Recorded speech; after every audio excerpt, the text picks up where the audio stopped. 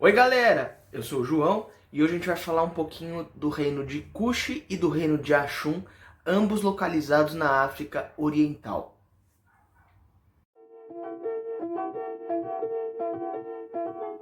Kush vai se formar então ali aproximadamente por volta de 2500, você tem as primeiras ocupações humanas naquela região. Kush corresponde ao atual Sudão, então é vizinho ao Egito para o sul. Eles também utilizavam do rio Nilo para a plantação de alimentos, como trigo, a cevada, sorgo e frutas. E também eles tinham muita influência cultural, porque a economia dos cuxitas também era comercial. Eles comercializavam bastante com os egípcios. Por volta de 1530 a.C. aproximadamente, os egípcios tomam a região de Kush, ou a região da Núbia, e com isso a influência egípcia vai se expandir porque aquela província passou a ser controlada pelo faraó. O domínio egípcio ele vai durar até aproximadamente o século XI a.C., quando os cuxitas eles conseguem uma autonomia em relação ao reino egípcio. Com isso eles começam a se desenvolver. A figura central do poder no reino de Kush vai ser também o faraó, só que a sua esposa, a Candace, ela também vai ter um poder compartilhado. Ela tinha importância, ela tinha funções administrativas e políticas, assim como o faraó. Então, era um poder compartilhado. A Candace, além das funções administrativas do palácio, e podia dar opiniões políticas sobre alianças com outros reinos, e cuidar dos casamentos dos seus filhos e filhas, ela também tinha posição dentro do conselho. E caso ela tivesse que assumir a regência, porque o próximo faraó era muito novo, ela podia assumir o trono sozinha. E por volta de 751, os cuxitas invadem o reino do Egito. Com isso, eles iniciam uma nova dinastia, que foi conhecida na história como a dinastia dos faraós negros, que vai reinar até 664 aproximadamente, quando se iniciam as invasões assírias.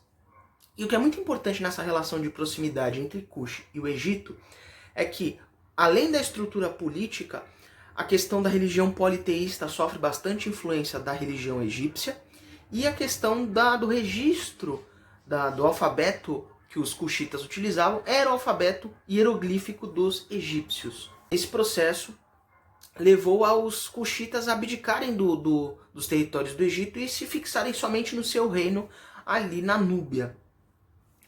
Mas isso não impediu as suas atividades comerciais com o Egito ocupado pelos assírios. As principais cidades que você tinha em Kush eram Kerma, Meroe e Napata, que eram as três grandes cidades que você tinha ali no reino de Kush.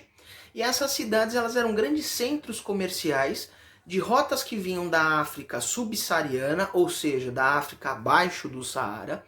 E essas rotas elas atravessavam o deserto em caravanas trazidas por camelos. E esses produtos que vinham do sul consistiam de marfim, sal e pessoas escravizadas. Ao mesmo tempo, pela localização de Kush também estar próximo ali da Arábia, atravessando o Mar Vermelho você já está na Arábia, os cuxitas também tinham contato com os povos da Ásia e muitos produtos que vinham do Oriente também chegavam para eles. Então eles tinham desenvolvimento de cerâmica, objetos feitos em madeira, objetos e artigos de luxo feitos em ouro e em prata, peles de animais de tecidos para os nobres e para o faraó e a sua família. Eles tinham pleno domínio da metalurgia, então eles tinham objetos feitos de bronze, cobre. A partir de tudo que eles produziram de cultura material, a gente consegue determinar e diferenciar os grupos sociais. Então, as casas maiores, as construções maiores, com mais objetos e objetos de luxo, eram de pessoas que eram mais poderosas, de maior prestígio na sociedade cuxita, enquanto que pessoas com casas menores e menos objetos eram pessoas com menos prestígio. Outra forma também de identificar essa distinção social entre os grupos é a própria formação dos túmulos. E por influência egípcia, os cuxitas também enterravam seus faraós em pirâmides. Então em Kush você também tinha, portanto, uma monarquia teocrática, ou seja, você tinha um representante dos deuses no reino, e ele devia ser respeitado porque ele era a encarnação dos deuses. E Kush vai perder a sua importância por três grandes motivos. Primeiro, a decadência das rotas de comércio africanas. Segundo, você tinha uma insegurança muito grande nessas rotas de comércio, então eles optavam por seguir rotas que já fossem de domínio romano ou de outros povos ali do Oriente, seguindo pelo Mediterrâneo. Então a questão econômica pesou para o reino de Kush.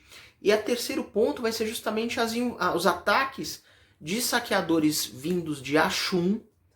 Ashum é a região ao sul de Kush, que depois vai se tornar um reino alguns anos mais tarde. Ashum vai ser um reino localizado ao sul do Sudão, que corresponde à parte da Etiópia hoje em dia. Você tem os primeiros vestígios desses habitantes, desses humanos, a partir do século V a.C., que eles já eram nômades, que eles tinham pequenos grupos agrícolas, e que com o passar do tempo eles foram se desenvolvendo. Por volta do ano 50 depois de Cristo, começou a se formar o reino de Ashum. E Ashum, assim como Kush, está muito próximo à Península Arábica. Então, com isso, era uma proximidade cultural e comercial muito ampla. Fora que a localização também permitia um comércio com as civilizações do Oceano Índico.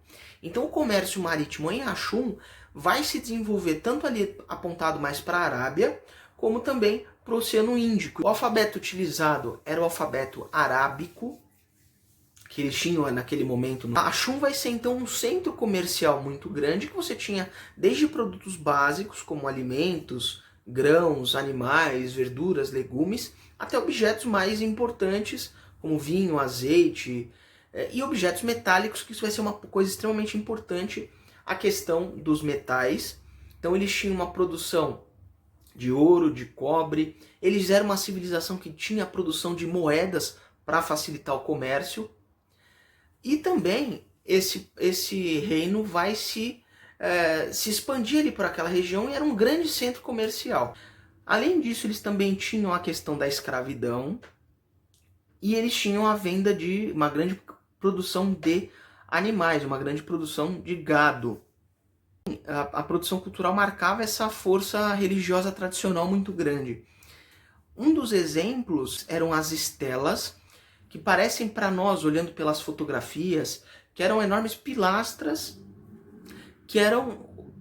ou obeliscos, que você tinha uma ornamentação extremamente detalhada, e aquele marco significava que, olha, o rei, a figura importante, foi enterrada aqui. O rei Ezara, que reinou ali de 320 até 350 mais ou menos, ele vai se converter ao cristianismo, e com isso ele não vai ser um cristianismo da forma com que estava posto ali na Europa e no Oriente Médio. Vai ser um cristianismo que vai estar muito mais misturado às tradições culturais ali de Ashum. Então o cristianismo de Ashum, o cristianismo dos Ashumitas, vai ser uma mistura entre o cristianismo e as tradições locais. Então as danças, os tambores e as músicas locais vão ser incorporados ao cristianismo de Ashum. E o reino de Ashum vai começar a entrar em declínio muito por conta da questão comercial. Então, o comércio parou de ser direcionado para Ashum. Então, o que restou do Império Persa e o que restou do Império Romano Oriental e do Império Bizantino controlavam as rotas vindas do Oriente. Então, o eixo comercial se deslocou mais para o norte, não era mais ali pelo Mar Vermelho e pelo sul da Arábia. E outro fator também vai ser a expansão islâmica a partir do século VIII depois de Cristo, século VII e século VIII depois de Cristo, com a expansão islâmica que sai da Arábia e começa a expandir ali para o norte da África. E com isso, as próprias rotas dos árabes também serviram também como componente para diminuir a importância do reino. Então é isso, gente. Dúvidas e desafios? Chama a Clio.